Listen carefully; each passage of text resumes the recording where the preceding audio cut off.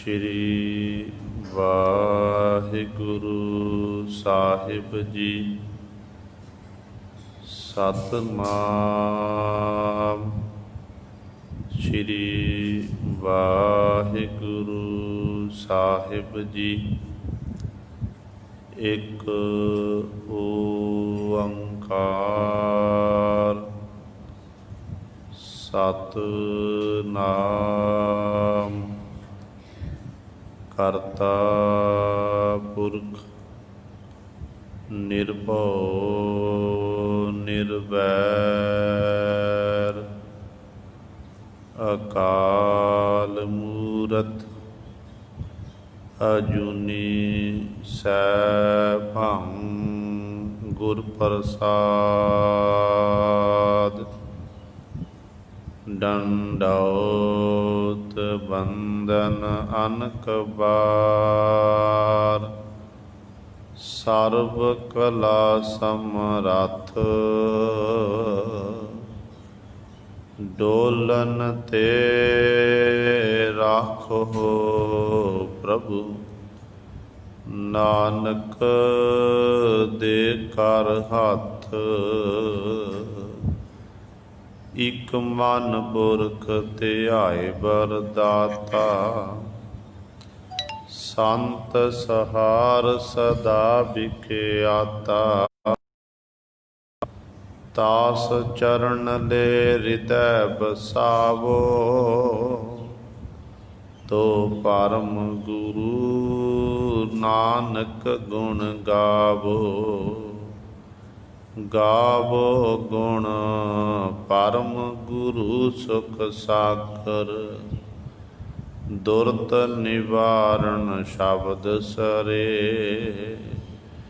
ਗਾਵਹਿ ਗੰਭੀਰ ਧੀਰ ਮਤ ਸਾਗਰ ਜੋਗੀ ਜੰਗਮ ਧਿਆਨ ਧਰੇ।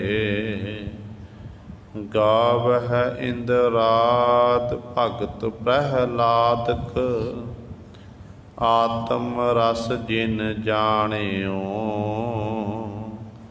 ਕਬ ਕਲ ਸੋ ਜਸ ਗਾਵੋ ਗੁਰੂ ਨਾਨਕ ਰਾਜ ਜੋਗ ਜਿਨ ਮਾਣਿਓ। ਬਾਣੀ ਗੁਰੂ ਗੁਰੂ ਹੈ ਬਾਣੀ ਵਿੱਚ ਬਾਣੀ ਅੰਮ੍ਰਿਤ ਸਾਰੇ। ਗੁਰ ਬਾਣੀ ਕਹੈ ਸੇਵਕ ਜਨ ਮਾਨੈ ਪਰਤਖ ਗੁਰੂ ਨਿਸਤਾਰੇ। ਸੋ ਕਹੋ ਟਲ ਗੁਰ ਸੇਵੀਐ ਅਹਨਿਸ ਸਹਿਜ ਸੁਭਾਏ। ਦਰਸ਼ਨ ਪਰਸਿਆ ਗੁਰੂ ਕੈ ਜਨਮ ਮਰਨ ਦੁਖ ਜਾਏ। ਹੋਵੈ ਸਿਫਤ ਖਸਮ ਦੀ ਨੂਰ ਅਰਸੋ ਕੁਰਸੋ ਝਟੀਐ। ਤੁਧ ਡਿਠੇ ਸੱਚੇ ਪਾਤਸ਼ਾਹ ਮਲ ਜਨਮ ਜਨਮ ਦੀ ਕੱਟੀਐ। ਸੱਜਣ ਸੱਚਾ ਪਾਤਸ਼ਾਹ ਸਿਰ ਸਾਹਾਂ ਦੈ ਸਾਹੋ। ਜਿਸ ਪਾਸ ਬੈਠਿਆ ਸੋਹੀਐ ਸਭਨਾ ਦਾ ਬੇਸਾਹੋ। ਸਤਿਨਾਮ ਸ਼੍ਰੀ ਵਾਹਿਗੁਰੂ ਸਾਹਿਬ ਜੀ। ਮਾਰੂ ਮਹੱਲਾ ਪਹਿਲਾ। ਦੇਹੀ ਅੰਦਰ ਨਾਮ ਨਿਵਾਸੀ ਆਪੇ ਕਰਤਾ ਹੈ ਅਬਨਾਸੀ। ਨਾ ਜੀਉ ਮਰੈ ਨਾ ਮਾਰਿਆ ਜਾਈ। ਕਰ ਦੇਖੈ ਸ਼ਬਦ ਰਜਾਈ ਹੈ। ਦੇਹੀ ਅੰਦਰ ਨਾਮ ਨਿਵਾਸੀ ਆਪੇ ਕਰਤਾ ਹੈ ਅਬਨਾਸੀ। ਨਾ ਜੀਉ ਮਰੈ ਨਾ ਜਾਈ ਕਰ ਦੇਖੈ ਸ਼ਬਦ ਰਜਾਈ ਹੈ। ਉਹ ਨਿਰਮਲ ਹੈ ਨਾਹੀ ਅੰਧਿਆਰਾ, ਉਹ ਆਪੇ ਤਖਤ ਬਹਿ ਸਚਿਆਰਾ। ਸਾਖਤ ਕੂੜੇ ਬੰਧ ਭਵਾਈਐ,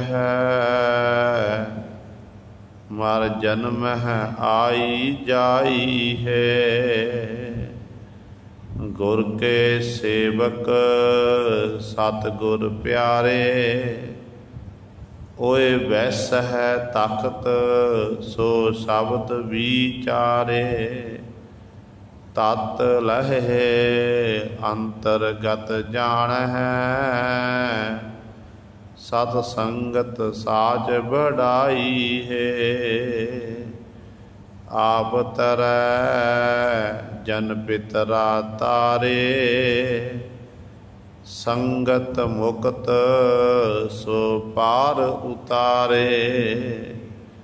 ਨਾਨਕ ਤਿਸ ਕਾ ਲਾਲਾ ਗੋਲਾ,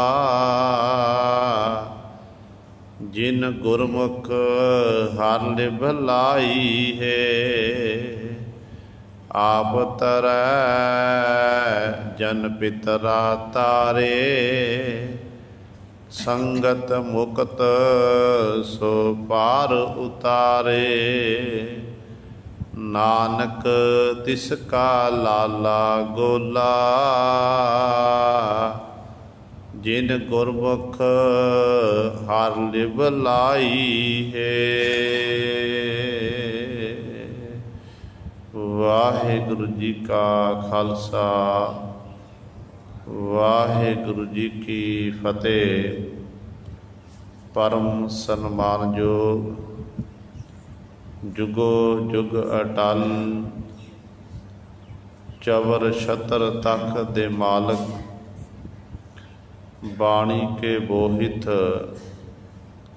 ਧੰਨ ਧੰਨ ਸਾਹਿਬ ਸ੍ਰੀ ਗੁਰੂ ਗ੍ਰੰਥ ਸਾਹਿਬ ਸੱਚੇ ਸਤਿਗੁਰੂ ਜੀ ਦੀ ਪਾਵਨ ਪਵਿੱਤਰ ਨਿੱਘੀ ਗੋਦ ਅੰਦਰ ਜੁੜ ਬੈਠੇ ਗੁਰੂ ਰੂਪ ਗੁਰੂ ਸਵਾਰੇ ਸਤ ਸੰਗੀ ਜਨੋ, ਆਪ ਜੀ ਵੱਡਿਆਂ ਭਾਗਾਂ ਵਾਲੇ ਹੋ, ਜੋ ਦਸ਼ਮੇਸ਼ ਪਿਤਾ ਗੁਰੂ ਕਲਗੀਧਰ ਸਤਿਗੁਰੂ, ਅੰਮ੍ਰਿਤ ਕੇ ਦਾਤੇ ਸਰਬੰਸ ਦਾਨੀ ਸਹਿਬੇ ਕਮਾਲ, ਧੰਨ ਧੰਨ ਸਾਹਿਬ ਸ੍ਰੀ ਗੁਰੂ ਗੋਬਿੰਦ ਸਿੰਘ ਮਹਾਰਾਜ ਜੀ ਦੀ ਚਰਨ ਛੋਹ ਧਰਤੀ, ਮਹਾਨ ਪਵਿੱਤਰ ਅਸਥਾਨ ਗੁਰਦੁਆਰਾ ਮੰਜੀ ਸਾਹਿਬ ਆਲਮਗੀਰ ਵਿਖੇ ਅੰਮ੍ਰਿਤ ਵੇਲੇ ਤੋਂ ਹਾਜ਼ਰੀਆਂ ਭਰ ਕੇ ਸਤ ਸੰਗਤ ਕਰਕੇ ਸਤਿਗੁਰੂ ਜੀ ਦੀਆਂ ਖੁਸ਼ੀਆਂ ਪ੍ਰਾਪਤ ਕਰ ਰਹੇ ਹੋ। ਅੰਮ੍ਰਿਤ ਵੇਲੇ ਤੋਂ ਸਜੇ ਦੀਵਾਨਾਂ ਵਿੱਚ ਆਪ ਜੀ ਨੇ ਹੁਣੇ ਹੀ ਸਤਿਕਾਰਯੋਗ ਗੁਰੂ ਘਰ ਦੇ ਕੀਰਤਨੀਆਂ ਪਾਸੋਂ ਸ਼੍ਰੀ ਆਸਾ ਜੀ ਕੀ ਵਾਰ ਦੇ ਕੀਰਤਨ ਸ਼੍ਰਵਣ ਕੀਤੇ ਹਨ। ਸੁਆਓ ਗੁਰੂ ਸਵਾਰਿਓ, ਸਮਾਂ ਹੈ ਜੋ ਚੱਲ ਰਹੀ ਲੜੀਵਾਰ ਗੁਰਬਾਣੀ ਦੀ ਕਥਾ ਮਾਰੂ ਰਾਗ ਦੇ ਵਿੱਚੋਂ ਆਪ ਸੰਗਤਾਂ ਸ਼੍ਰਵਣ ਕਰਦੀਆਂ ਆ ਰਹੀਆਂ ਹਨ। ਜੋ ਪਾਵਨ ਸ਼ਬਦ ਦੇ ਆਪ ਜੀ ਨੇ ਅਖੀਰਲੇ 4 ਪਦੇ ਸ਼੍ਰਵਣ ਕੀਤੇ ਹਨ। ਇਸ ਪਾਵਨ ਸ਼ਬਦ ਦੀ ਆਪਾਂ ਨੇ ਵਿਚਾਰ ਸ਼੍ਰਵਣ ਕਰਨੀ ਹੈ। ਮਾਰੂ ਸੋਲਹੇ ਦੇ ਵਿੱਚ ਧੰਨ ਧੰਨ ਸਾਹਿਬ ਸ੍ਰੀ ਗੁਰੂ ਨਾਨਕ ਦੇ ਮਹਾਰਾਜ ਸਾਡੇ ਉੱਤੇ ਬਖਸ਼ਿਸ਼ ਕਰ ਰਹੇ ਹਨ। ਕੱਲ੍ਹ ਵਾਲੀ ਵਿਚਾਰ ਵਿੱਚ ਆਪ ਜੀ ਨੇ ਸ਼੍ਰਵਣ ਕੀਤਾ ਸੀ ਕਿ ਸਤਿਗੁਰੂ ਜੀ ਨੇ ਸਾਨੂੰ ਇਹ ਪਾਵਨ ਉਪਦੇਸ਼ ਬਖਸ਼ਿਸ਼ ਕੀਤਾ ਕਿ ਭਾਈ, ਜੇ ਤੂੰ ਮੁਕਤੀ ਲੈਣਾ ਚਾਹੁੰਦਾ ਹੈ ਨਾ, ਫਿਰ ਤੂੰ ਗੁਰੂ ਦੇ ਭਾਣੇ ਵਿੱਚ ਚੱਲਣਾ ਕਰ, ਗੁਰੂ ਦੀ ਰਜ਼ਾ ਵਿੱਚ ਚੱਲ, ਗੁਰੂ ਪਾਸੋਂ ਹੀ ਤੈਨੂੰ ਮੁਕਤੀ ਮਿਲਣੀ ਹੈ। ਜਿਸ ਜੀਵ ਨੇ ਗੁਰੂ ਦੀ ਰਜ਼ਾ ਵਿੱਚ ਚੱਲ ਕੇ ਗੁਰੂ ਪਾਸੋਂ ਨਾਮ ਪ੍ਰਾਪਤ ਕਰ ਲਿਆ, ਕਹਿੰਦੇ ਉਹੀ ਉਸ ਤਰੀਕੇ ਨਾਲ ਫਿਰ ਜਾਣ ਸਕਦਾ ਹੈ। ਜਿਹਨੇ ਭਾਈ ਪ੍ਰਾਪਤ ਕੀਤਾ ਉਹਨੂੰ ਪੁੱਛਣਾ ਕਰੋ ਕਿ ਤੁਹਾਨੂੰ ਪਰਮਾਤਮਾ ਕਿਵੇਂ ਪ੍ਰਾਪਤ ਹੋਇਆ, ਕਿਵੇਂ ਤੁਹਾਡੇ ਹਿਰਦੇ ਅੰਦਰ ਇਹ ਪਰਮਾਤਮਾ ਦਾ ਨਾਮ ਵਸਿਆ। ਤੇ ਸਤਿਗੁਰੂ ਕਹਿੰਦੇ ਫਿਰ ਭਾਈ ਸਤਿਗੁਰੂ ਨੂੰ ਜਾ ਕੇ ਪੁੱਛੋ, ਸਤਿਗੁਰੂ ਦੱਸਣਗੇ ਕਿ ਕਿਸ ਤਰ੍ਹਾਂ ਸੇਵਕ ਨੇ ਕਮਾਈ ਕੀਤੀ ਹੈ, ਕਮਾਈ ਕਰਕੇ ਉਸ ਵਾਹਿਗੁਰੂ ਨੂੰ ਪ੍ਰਾਪਤ ਕੀਤਾ। ਪਰ ਬਹੁਤ ਸਾਰੇ ਜੀਵ ਮਨਮੁਖ ਲੋਕ ਜਿਹੜੇ ਗੁਰੂ ਤੋਂ ਬਿਨਾਂ ਉਰਝ ਰਹੇ ਨੇ, ਖੱਜਲ ਖੁਆਰ ਹੋ ਰਹੇ ਹਨ, ਬਾਰ-ਬਾਰ ਵਿਸ਼ੇ ਵਿਕਾਰਾਂ ਵਿੱਚ ਡੁੱਬ ਕੇ ਮਰ ਰਹੇ ਹਨ, ਉਹਨਾਂ ਦੀ ਹਾਲਤ ਇਹੋ ਜਿਹੀ ਹੋ ਜਾਂਦੀ ਹੈ ਕਿ ਜਮ ਉਹਨਾਂ ਦੇ ਸਿਰ ਉੱਤੇ ਖਲੋਤਾ ਹੁੰਦਾ ਅਤੇ ਅਖੀਰ 'ਤੇ ਫਿਰ ਜਮ ਉਹਨਾਂ ਨੂੰ ਖੁਆਰ ਕਰਦਾ ਹੈ। ਅਤੇ ਇਸ ਤਰ੍ਹਾਂ ਜਿਹੜੇ ਬੰਧਨਾਂ ਦੇ ਬੰਧੇ ਹੋਏ ਨੇ ਨਾ, ਉਹ ਮੁਕਤ ਨਹੀਂ ਹੋ ਸਕਦੇ ਹਨ। ਇੱਕ ਦੂਜੇ ਨਿੰਦਿਆ ਕਰਨੀ, ਚੁਗਲੀ ਕਰਨੀ, ਇਹਦੇ ਵਿੱਚ ਹੀ ਪਰਾਈ ਤਾਤ ਪਰਾਈ। ਅਤੇ ਸਤਿਗੁਰੂ ਕਹਿੰਦੇ ਨੇ, ਹੇ ਭਾਈ ਆਪਣੀ ਰਸਨਾ ਨਾਲ ਸੱਚ ਬੋਲਣਾ ਕਰੋ। ਜਿਹੜੇ ਸੱਚ ਬੋਲਦੇ ਜਿਹੜਾ ਉਹ ਫਿਰ ਆਪਣੇ ਅੰਤਰ ਆਤਮੇ ਵਿੱਚ ਪਰਿਪੂਰਨ ਪਰਮਾਤਮਾ ਨੂੰ ਪਹਿਚਾਣ ਲੈਂਦੇ ਨੇ। ਅਤੇ ਇਸ ਤਰ੍ਹਾਂ ਜਦੋਂ ਸੱਚ ਪ੍ਰਤੱਗੀ ਬਣ ਗਏ, ਸੱਚ ਉੱਤੇ ਪਹਿਰਾ ਦੇਣ ਲੱਗ ਪਏ, ਫਿਰ ਸਤਿਗੁਰੂ ਕਹਿੰਦੇ ਉਹ ਵਾਹਿਗੁਰੂ ਦੂਰ ਨਹੀਂ ਜਾਂਦਾ, ਕਹਿੰਦੇ ਉਹਨਾਂ ਨੂੰ ਨਜ਼ਰ ਆਉਣ ਲੱਗ ਪੈਂਦਾ। ਕਹਿੰਦੇ ਧਿਆਨ ਲਾ ਕੇ ਜਦੋਂ ਉਹ ਦੇਖਦੇ ਨੇ ਨਾ, ਫਿਰ ਉਹ ਸਤ ਪ੍ਰਤੱਗੀ ਪੁਰਸ਼ਾਂ ਨੂੰ ਆਪਣੇ ਹਿਰਦੇ ਵਿੱਚੋਂ ਹੀ ਉਹ ਵਾਹਿਗੁਰੂ ਦਿਖਾਈ ਦੇਣ ਲੱਗ ਪੈਂਦਾ ਹੈ। ਫਿਰ ਉਹਨਾਂ ਗੁਰਮੁਖਾਂ ਨੂੰ ਕਿਸੇ ਪ੍ਰਕਾਰ ਦਾ ਵਿਘਨ ਨਹੀਂ ਲੱਗਦਾ। ਜ਼ਿੰਦਗੀ 'ਚ ਵਿਚਰਦਿਆਂ ਹੋਇਆਂ, ਆਪਣੇ ਕਾਰ ਵਿਹਾਰ ਕਰਦਿਆਂ ਹੋਇਆਂ, ਹਰੇਕ ਕੰਮ ਦੇ ਵਿੱਚ ਵਾਹਿਗੁਰੂ ਦੇ ਦਰ ਤੋਂ ਉਹਨਾਂ ਜੀਵਾਂ ਨੂੰ ਸਫਲਤਾ ਪ੍ਰਾਪਤ ਹੁੰਦੀ ਹੈ। ਅਤੇ ਇਸ ਤਰ੍ਹਾਂ ਜਿਹੜੇ ਉਹ ਜੀਵ ਨੇ ਫਿਰ ਗੁਰੂ ਸਵਾਰਿਓ ਸੰਸਾਰ ਸਮੁੰਦਰ ਤੋਂ ਤਰ ਜਾਂਦੇ ਨੇ ਗੁਰੂ ਦੀ ਸੰਗਤ ਕਰਕੇ। ਅਤੇ ਗੁਰੂ ਇਸ ਤਰੀਕੇ ਨਾਲ ਉਹਨਾਂ ਜੀਵਾਂ ਨੂੰ ਸੰਸਾਰ ਸਮੁੰਦਰ ਤੋਂ ਪਾਰ ਲੰਘਾ ਦਿੰਦਾ ਹੈ। ਇੱਥੋਂ ਤੱਕ ਆਪ ਜੀ ਨੇ ਕੱਲ੍ਹ ਵਾਲੇ ਦੀਵਾਨਾਂ ਵਿੱਚ ਵਿਚਾਰ ਸਰਵਣ ਕੀਤੀ ਸੀ। ਹੁਣ ਸਤਿਗੁਰੂ ਮਹਾਰਾਜ ਜੀ ਅਗਲੇ ਪਦੇ ਵਿੱਚ ਬਖਸ਼ਿਸ਼ ਕਰ ਰਹੇ ਹਨ। ਆਓ ਆਪਣੀਆਂ ਮਨ ਬਿਰਤੀਆਂ ਇਕਾਗਰ ਕਰੀਏ, ਧਿਆਨ ਗੁਰੂ ਚਰਨਾਂ ਨਾਲ ਜੋੜੀਏ ਅਤੇ ਗੁਰੂ ਮਹਾਰਾਜ ਜੀ ਦੇ ਪਾਵਨ ਉਪਦੇਸ਼ ਨੂੰ ਹਿਰਦੇ ਜੀਵਨ ਸਫਲਾ ਕਰੀਏ। ਕਰੋ ਸਾਰੇ ਆਪਣੀ ਰਸਨਾ ਪਵਿੱਤਰ, ਆਖੋ ਜੀ ਸਤਿਨਾਮ ਸ਼੍ਰੀ ਵਾਹਿਗੁਰੂ ਸਾਹਿਬ ਜੀ। ਦੇਹੀ ਅੰਦਰ ਨਾਮ ਨਿਵਾਸੀ, ਆਪੇ ਕਰਤਾ ਹੈ ਅਬਨਾਸੀ।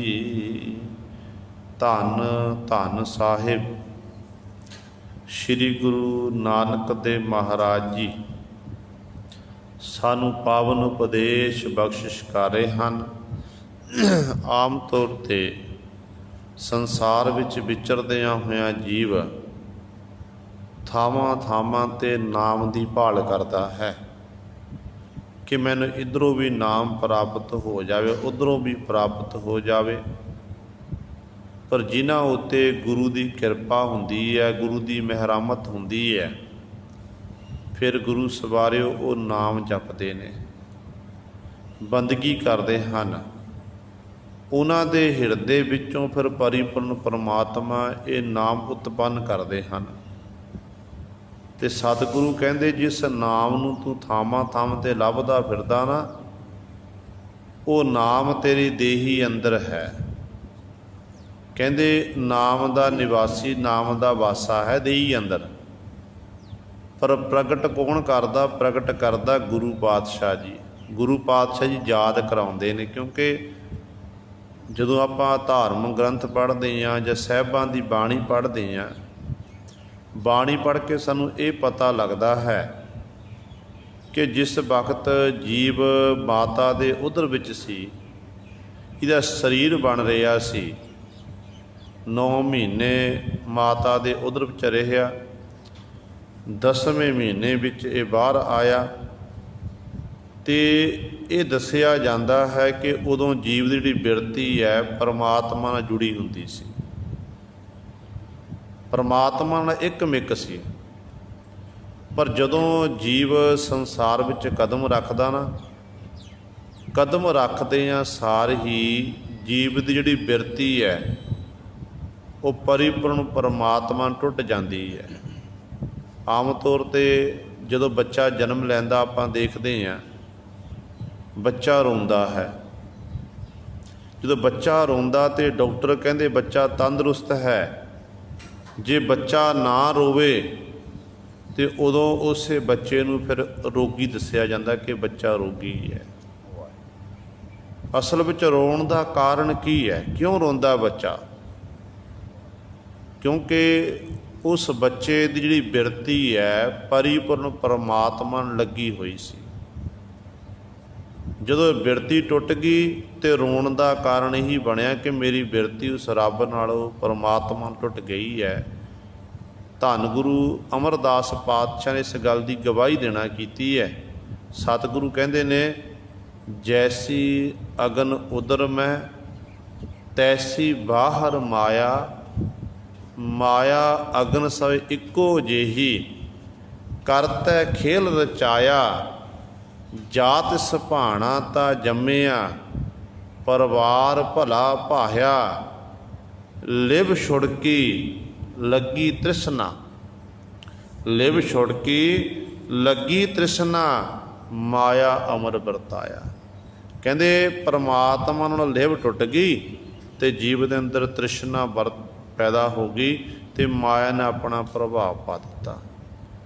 ਲਿਵ ਛੜਕੀ ਲੱਗੀ ਤ੍ਰਿਸ਼ਨਾ, ਮਾਇਆ ਅਮਰ ਵਰਤਾਇਆ। ਇਹ ਮਾਇਆ ਜਿਤ ਹਰ ਵਿਸਰੈ, ਮੋਹ ਉਪਜੈ ਭਾਉ ਦੂਜਾ ਲਾਇਆ। ਕਹਿੰਦੇ ਇਹ ਮਾਇਆ ਦਾ ਸਰੂਪ ਇਹੋ ਜਿਹਾ ਹੈ, ਜਦੋਂ ਇਹ ਮਾਇਆ ਆਪਣਾ ਪ੍ਰਭਾਵ ਦਿਖਾਉਂਦੀ ਹੈ ਤੇ ਕਹਿੰਦੇ ਉਦੋਂ ਜੀਵ ਨੂੰ ਹਰੀ ਪਰਮਾਤਮਾ ਭੁੱਲ ਜਾਂਦਾ। ਜੀਵ ਦੇ ਅੰਦਰ ਫਿਰ ਮੋਹ ਪੈਦਾ ਹੁੰਦਾ, ਦਵੈਤ ਵੀ ਜੀਵ ਖਚਤ ਹੋ ਜਾਂਦਾ ਹੈ। ਇਸ ਤਰ੍ਹਾਂ ਜੀਵ ਆਪਣੇ ਜੀਵਨ ਨੂੰ ਵਿਅਰਥ ਗਵਾ ਲੈਂਦਾ ਹੈ। ਤੇ ਸਤਿਗੁਰੂ ਕਹਿੰਦੇ ਨੇ, ਇਹ ਮਾਇਆ ਜਿਤ ਹਰ ਵਿਸਰੈ, ਮੋਹ ਉਪਜੈ ਭਾਉ ਦੂਜਾ ਲਾਇਆ, ਕਹਿ ਨਾਨਕ ਗੁਰ ਪ੍ਰਸਾਦੀ, ਜਿਨ੍ਹਾਂ ਲਿਵ ਲਾਗੀ ਤਿੰਨੀ ਵਿੱਚੇ ਮਾਇਆ ਪਾਇਆ। ਨਾਨਕ ਗੁਰੂ ਜੀ ਉਚਾਰਨ ਕਰਦੇ ਹਨ ਕਿ ਜਿਨ੍ਹਾਂ ਉੱਤੇ ਗੁਰੂ ਦੀ ਪ੍ਰਸਾਦ ਕਿਰਪਾ ਹੁੰਦੀ ਹੈ, ਮਿਹਰ ਹੁੰਦੀ ਹੈ, ਫਿਰ ਉਹ ਮਾਇਆ ਦੇ ਵਿੱਚ ਰਹਿ ਕੇ ਹੀ ਪਰਮਾਤਮਾ ਨੂੰ ਪ੍ਰਾਪਤ ਕਰ ਲੈਂਦੇ ਨੇ। ਉਹਨਾਂ ਉੱਤੇ ਮਾਲਕ ਵਾਹਿਗੁਰੂ ਦੀ ਬਹੁਤ ਵੱਡੀ ਬਖਸ਼ਿਸ਼ ਹੁੰਦੀ ਹੈ। ਇਸ ਕਰਕੇ ਸਤਿਗੁਰੂ ਜੀ ਦੱਸ ਰਹੇ ਨੇ, ਇਹਦਾ ਮਤਲਬ ਕੀ ਹੈ ਕਿ ਨਾਮ ਜਿਹੜਾ ਹੈ ਅੰਦਰ ਸਾਡੇ ਅੰਦਰ ਹੀ ਹੈ। ਉਸ ਨਾਮ ਨੂੰ ਪ੍ਰਗਟ ਕਰਨਾ। ਨਾਮ ਪ੍ਰਗਟ ਕਿਵੇਂ ਹੋਣਾ? ਉਹ ਗੁਰੂ ਦੀ ਕਿਰਪਾ ਦੇ ਨਾਲ। ਬਹੁਤ ਸਾਰੇ ਪ੍ਰਮਾਣ ਆਉਂਦੇ ਨੇ, ਜਿਵੇਂ ਪਾਤਸ਼ਾਹ ਕਹਿੰਦੇ ਨੇ, ਵਿੱਚੋਂ ਗਰਭ ਹੈ ਨਿਕਲ ਆਇਆ, ਖਸਮ ਵਿਸਾਰ ਦੁਨੀ ਚਿਤ ਲਾਇਆ। ਗਰਭ ਦੇ ਵਿੱਚੋਂ ਨਿਕਲਿਆ ਤੇ ਖਸਮ ਨੂੰ ਵਾਹਿਗੁਰੂ ਨੂੰ ਵਿਸਾਰ ਦਿੱਤਾ। ਦੋ ਨੀਵਾਂ ਵਾਲੀ ਜਿਹੜੀ ਦੁਨੀਆ ਹੈ, ਕਹਿੰਦੇ ਇਸ ਦੇ ਵਿੱਚ ਹੀ ਆਪਣੇ ਚਿੱਤ ਨੂੰ ਲਾ ਲਿਆ। ਆਪਣੇ ਅਸਲੀ ਨੂੰ ਭੁੱਲ ਗਿਆ, ਪਹਿਚਾਣ ਨੂੰ ਭੁੱਲ ਗਿਆ ਕਿ ਮੈਂ ਕੀ ਹਾਂ, ਕਿੱਥੋਂ ਆਇਆ ਹਾਂ, ਮੇਰਾ ਐਡਰੈਸ ਕੀ ਹੈ, ਕਿੱਥੇ ਜਾਣਾ ਹੈ। ਮੰਜ਼ਿਲ ਬਾਬਤ ਪਤਾ ਨਹੀਂ, ਸਫ਼ਰ ਕਰ ਰਿਹਾ ਪਰ ਸਫ਼ਰ ਕਰਦਿਆਂ ਹੋਇਆਂ ਇਹ ਨਹੀਂ ਪਤਾ ਕਿ ਮੇਰੀ ਮੰਜ਼ਿਲ ਕੀ ਹੈ, ਮੈਂ ਜਾਣਾ ਕਿੱਥੇ ਹੈ। ਜਿਵੇਂ ਆਪਾਂ ਸਫ਼ਰ ਕਰਨਾ ਹੋਵੇ, ਲੁਧਿਆਣੇ ਤੋਂ ਆਪਾਂ ਮਵਈ ਜਾਣਾ ਹੈ ਤੇ ਗੱਡੀ 'ਚ ਬੈਠੇ ਤੇ ਸਾਨੂੰ ਪਤਾ ਕਿ ਮਵਈ ਪਹੁੰਚਣਾ, ਦਿੱਲੀ ਜਾ ਕੇ ਪਹੁੰਚਣਾ, ਫਲਾਣੀ ਥਾਂ 'ਤੇ ਜਾਣਾ। ਜਿੱਥੇ ਜਾਵਾਂਗੇ ਉੱਥੋਂ ਦੀ ਟਿਕਟ ਲਵਾਂਗੇ। ਪਰ ਜੇ ਆਪਾਂ ਸਫ਼ਰ ਕਰੀ ਜਾਈਏ, ਪਤਾ ਹੋਵੇ ਨਾ ਜਾਣਾ ਕਿੱਥੇ ਹੈ, ਤਾਂ ਮੰਜ਼ਿਲ ਤੱਕ ਕਿਵੇਂ ਪਹੁੰਚ ਜਾਵਾਂਗੇ। ਇਸੇ ਤਰ੍ਹਾਂ ਜੀਵ ਮੁਸਾਫਰ ਸਫ਼ਰ ਕਰ ਰਿਹਾ, ਪਰ ਇਹਨੂੰ ਆਪਣੀ ਮੰਜ਼ਿਲ ਦਾ ਪਤਾ ਨਹੀਂ ਕਿ ਮੈਂ ਜਾਣਾ ਕਿੱਥੇ ਹੈ, ਕਿੱਥੋਂ ਆਇਆ ਸੀ, ਕਿੱਥੇ ਵਾਪਸ ਜਾਣਾ ਹੈ। ਇਸ ਕਰਕੇ ਗੁਰੂ ਪਾਤਸ਼ਾਹ ਜੀ ਸਮਝਾਉਂਦੇ ਨੇ, ਕਹਿੰਦੇ ਜਿਸ ਨਾਮ ਨੂੰ ਤੂੰ ਥਾਵਾਂ ਥਾਵਾਂ 'ਤੇ ਲੱਭਦਾ ਫਿਰਦਾ ਭਾਈ, ਉਹ ਤੇ ਦੇਹੀ ਅੰਦਰ ਨਾਮ ਨਿਵਾਸੀ। ਉਹ ਵਾਹਿਗੁਰੂ ਦਾ ਨਾਮ ਤੇਰੀ ਦੇਹੀ ਦੇ ਅੰਦਰ ਹੈ।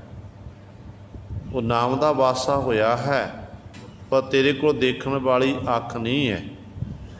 ਤੇ ਉਹ ਵਾਹਿਗੁਰੂ ਹੀ ਕਿਰਪਾ ਕਰਦਾ ਜੇ ਇਸ ਨਾਮ ਨੂੰ ਹਿਰਦੇ ਦੇ ਅੰਦਰੋਂ ਗੁਰੂ ਸਾਹਿਬ ਪ੍ਰਗਟ ਕਰ ਦਿੰਦਾ ਹੈ। ਇਸ ਕਰਕੇ ਸਤਿਗੁਰੂ ਅਗਲੀ ਪੰਕਤੀ ਬਖਸ਼ਿਸ਼ ਕਰਦੇ ਹਨ ਕਿ ਭਾਈ ਉਹ ਜਿਹੜਾ ਆਪੇ ਕਰਤਾ ਹੈ ਅਬਨਾਸੀ, ਤੇ ਪਰਿਪੂਰਨ ਪਰਮਾਤਮਾ ਆਪ ਕਰਨ ਵਾਲਾ ਹੈ, ਤੇ ਹੈ ਉਹ ਅਬਨਾਸੀ ਹੈ, ਨਾਸ਼ ਤੋਂ ਰਹਿਤ ਹੈ। ਨਾਸ਼ ਤੋਂ ਰਹਿਤ ਜਿਹੜਾ ਕਦੇ ਖਤਮ ਹੋਣ ਵਾਲਾ ਨਹੀਂ। ਆਪਾਂ ਜੰਮਦੇ ਹਾਂ, ਫਿਰ ਮਰਦੇ ਹਾਂ, ਫਿਰ ਜੰਮਦੇ ਹਾਂ, ਫਿਰ ਮਰਦੇ ਹਾਂ, ਇਹ ਸਿਲਸਿਲਾ ਲਗਾਤਾਰ ਜਾਰੀ ਹੈ। ਪਰ ਪਰਮਾਤਮਾ ਵਾਹਿਗੁਰੂ ਅਬਨਾਸੀ ਹੈ, ਨਾਸ਼ ਤੋਂ ਰਹਿਤ, ਉਹ ਖਤਮ ਹੋਣ ਵਾਲਾ ਨਹੀਂ, ਜੰਮਣ ਮਰਨ ਤੋਂ ਰਹਿਤ ਹੈ। ਇਸ ਕਰਕੇ ਸਤਿਗੁਰੂ ਜੀ ਨੇ ਸਾਹਿਬਾਂ ਨੇ ਉਸ ਮਾਲਕ ਨੂੰ ਅਬਨਾਸੀ ਆਖਣਾ ਕੀਤਾ ਹੈ। ਜਿਵੇਂ ਪਾਤਸ਼ਾਹ ਕਹਿੰਦੇ ਨੇ, ਉਹ ਅਬਨਾਸੀ ਪੁਰਖ ਹੈ, ਨਾ ਆਵੈ ਨਾ ਜਾਏ। ਉਹ ਅਬਨਾਸੀ ਹੈ। ਅਬਨਾਸੀ ਜੀਵਨ ਕੋ ਦਾਤਾ, ਸਿਮਰਤ ਸਭ ਮਲ ਖੋਈ, ਗੁਣ ਨਿਧਾਨ ਭਗਤਨ ਕੋ ਵਰਤਨ, ਵਿਰਲਾ ਪਾਵੈ ਕੋਈ। ਆਪਣੇ ਪਿਆਰੇ ਭਗਤਾਂ ਨੂੰ ਉਹ ਗੁਣਾਂ ਦਾ ਖਜ਼ਾਨਾ ਦਿੰਦਾ ਵਰਤਣ ਵਾਸਤੇ, ਨਾਮ ਦਿੰਦਾ ਹੈ, ਪਰ ਉਸ ਨਾਮ ਨੂੰ ਸਾਰੇ ਪ੍ਰਾਪਤ ਨਹੀਂ ਕਰ ਸਕਦੇ। ਕਹਿੰਦੇ ਬਿਰਲਾ ਪਾਵੈ ਕੋਈ, ਕੋਈ ਬਿਰਲਾ। ਕੋਟਨ ਮੈਂ ਨਾਨਕ ਕਉ, ਨਾਰਾਇਣ ਜਿਹ ਚੀਤ। ਤੇ ਪਰਮਾਤਮਾ ਅਬਨਾਸੀ ਕਿਵੇਂ ਹੋਇਆ? ਅਬਨਾਸੀ ਵਾਹਿਗੁਰੂ ਕਿਵੇਂ ਹੈ? ਦੇਖੋ, ਜਿੰਨੇ ਵੀ ਅੱਜ ਤੱਕ ਸੰਸਾਰ ਦੇ ਵਿੱਚ ਪੀਰ ਹੋਏ, ਪੈਗੰਬਰ ਹੋਏ, ਔਲੀਏ ਹੋਏ, ਦੇਵੀ ਦੇਵਤੇ ਇਤਿਆਦਿਕ ਹੋਏ, ਜਿਨ੍ਹਾਂ ਨੇ ਸੰਸਾਰ ਵਿੱਚ ਜਨਮ ਲਿਆ ਤੇ ਪੰਜ ਭੂਤਕ ਸਰੀਰ ਦਾ ਓਹਲਾ ਕਰਕੇ ਸੰਸਾਰ ਤੋਂ ਚਲੇ ਗਏ ਕੂਚ ਕਰਕੇ। ਤੇ ਜਦੋਂ ਜਨਮ ਲੈ ਕੇ ਆਏ ਤੇ ਉਦੋਂ ਤੋਂ ਉਹਨਾਂ ਦਾ ਸੰਮਤ, ਬਿਕਰਮੀ ਸੰਮਤ ਜਾਂ ਸਨ ਆਪਾਂ ਕਹਿ ਦਈਏ, ਉਹ ਲਿਖਿਆ ਗਿਆ ਕਿ ਫਲਾਣੇ ਸਨ ਵਿੱਚ ਫਲਾਣਾ ਤਰੀਕ ਸੀ, ਪੁਰਾਣੀ ਡੇਟ ਸੀ, ਇਸ ਤਰ੍ਹਾਂ ਉਹ ਲਿਖਿਆ ਗਿਆ। ਫਿਰ ਉਹ ਆਪਣੇ ਕਾਰਜ ਕਰਕੇ ਸੰਸਾਰ ਤੋਂ ਕੂਚ ਕਰ ਗਏ। ਤੇ ਅੰਤਮ ਜਿਹੜਾ ਸਮਾਂ ਹੈ, ਅੰਤਮ ਕਿੰਨੇ ਸਾਲ ਆਜੂ ਭੋਗੀ ਹੈ, ਉਹ ਵੀ ਲਿਖਿਆ ਜਾਂਦਾ ਹੈ ਕਿ ਇੰਨੀ ਉਮਰ ਭੋਗਣਾ ਕੀਤੀ। ਪਰ ਪਰਮਾਤਮਾ ਜਿਹੜਾ ਵਾਹਿਗੁਰੂ ਹੈ, ਉਹਦਾ ਕਿਤੇ ਨਹੀਂ ਲਿਖਿਆ ਮਿਲਦਾ ਕਿ ਪਰਮਾਤਮਾ ਕਦੋਂ ਪੈਦਾ ਹੋਇਆ ਸੀ ਤੇ ਕਦੋਂ ਖਤਮ ਹੋਇਆ, ਕਿਉਂਕਿ ਨਾ ਉਹਨੂੰ ਕੋਈ ਪੈਦਾ ਕਰਨ ਵਾਲਾ ਹੈ ਤੇ ਨਾ ਹੀ ਪਰਮਾਤਮਾ ਨੂੰ ਕੋਈ ਖਤਮ ਕਰਨ ਵਾਲਾ ਹੈ। ਉਹ ਆਪਣੇ ਆਪ ਤੋਂ ਪੈਦਾ ਹੋਇਆ ਹੈ ਤੇ ਆਪਣੇ ਉਹ ਕਦੇ ਖਤਮ ਹੋਣ ਵਾਲਾ ਨਹੀਂ ਹੈ। ਇਸ ਕਰਕੇ ਜਿਹੜਾ ਕਦੇ ਵੀ ਖਤਮ ਹੋਣ ਵਾਲਾ ਨਾ ਹੋਵੇ, ਉਹਨੂੰ ਆਖਿਆ ਜਾਂਦਾ ਨਾਸ਼ ਤੋਂ ਰਹਿਤ। ਕਾਲ ਉਹਦਾ ਪੈਦਾ ਕੀਤਾ ਹੋਇਆ, ਪਰ ਆਪ ਕਾਲ ਦੇ ਅਧੀਨ ਨਹੀਂ। ਸਾਰਾ ਸੰਸਾਰ, ਤਿੰਨੇ ਲੋਕ ਕਾਲ ਦੇ ਅਧੀਨ ਕੀਤੇ ਹੋਏ ਨੇ। ਕਿੱਡੀ ਸ਼ਕਤੀ ਹੋਵੇਗੀ ਉਹ। ਇਸ ਕਰਕੇ ਸਤਿਗੁਰੂ ਇੱਥੇ ਬਚਨ ਕਰਦੇ ਹਨ ਕਿ ਉਹ ਪਰਮਾਤਮਾ ਅਬਨਾਸੀ ਹੈ, ਕਰਨ ਵਾਲਾ ਹੈ, ਨਾਸ਼ ਤੋਂ ਰਹਿਤ ਹੈ, ਨਾ ਜੀਓ ਮਰੈ, ਨਾ ਮਾਰਿਆ ਜਾਈ, ਕਰ ਦੇਖੈ ਸ਼ਬਦ ਰਜਾਈ ਹੈ।